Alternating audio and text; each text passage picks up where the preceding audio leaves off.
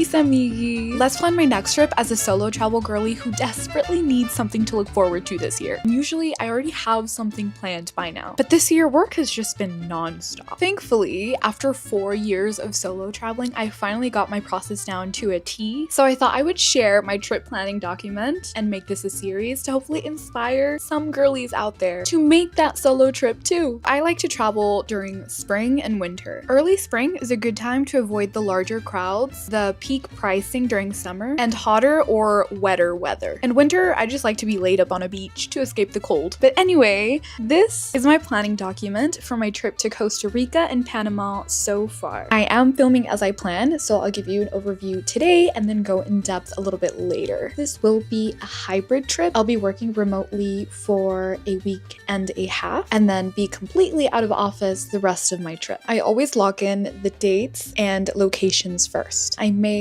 this mini calendar to help me visualize important dates. For example, my coworkers' time off. And then I also note any weather conditions. For example, Costa Rica's wet season. If I'm going somewhere that might have a hurricane season, I would note those dates. And then of course, their busy or peak season. I also do an initial look at flights and hotels and excursions. I like to make lists and highlight some excursions that are unique to that area that I want to experience during my trip to get an early sense of what my itinerary and spending will look like. When I do my research, I always start with Reddit, travel blogs, and Facebook groups, specifically for solo women travelers in the country that I plan to visit. For example, you can go into Facebook and search up solo women travelers Costa Rica, and Reddit is full of similar threads. Although TikTok is a good source of inspiration for a trip, I don't like to rely on it for logistics or food or even excursion recommendations. TikToks rarely get into the down and dirty part of the trip that you don't see. At this stage, I care more about logistics more than aesthetics. But alright, I have my planning doc in a good space right now. The next step is getting my vacation time approved. Stay tuned for my next video where I'll be sharing my tips and tricks for booking that damn flight, girl.